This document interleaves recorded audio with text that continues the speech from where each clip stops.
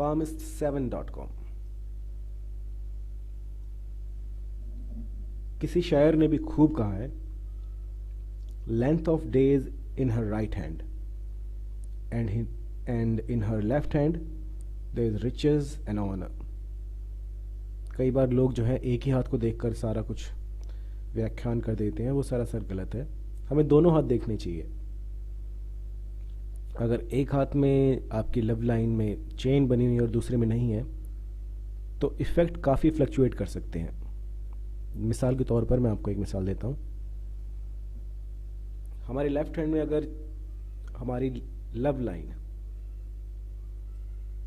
Straight है और वहीं दूसरी तरफ वो चेन बनी हुई है, तो हम ये नहीं कहेंगे कि चेन से इफ़ेक्ट ख़राब हो जाएगा। हम ये कहेंगे कि इसके जो इफ़ेक्ट हैं वो वेरी कर सकते हैं, सकारात्मक भी हो सकते हैं, नकारात्मक भी। बिल्कुल डरा ही मत देना कि आपकी जो है लव लाइन रिलेशन में जो है बहुत ही दिक्कतें आएंगी, ऐसा कुछ भी नहीं है। स्मूथ भी हो सकती है और दिक्कतें भी आ सकती हैं। ये 50-50% चांसेस होंगे इसमें।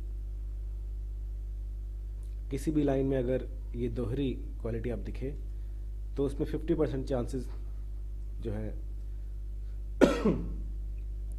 बन जाते हैं, ठीक भी होने के, गलत भी होने के। आप palmist7.com पर जाइए और वहाँ पर अपनी डिटेल सबमिट कीजिए, ताकि मैं बेहतर समझ सकूं और आपको उसका पूरा ब्यौरा दे सकूं कि आप क्या लिखवा कर लाए हो भगवान से अपने लिए। Thank you.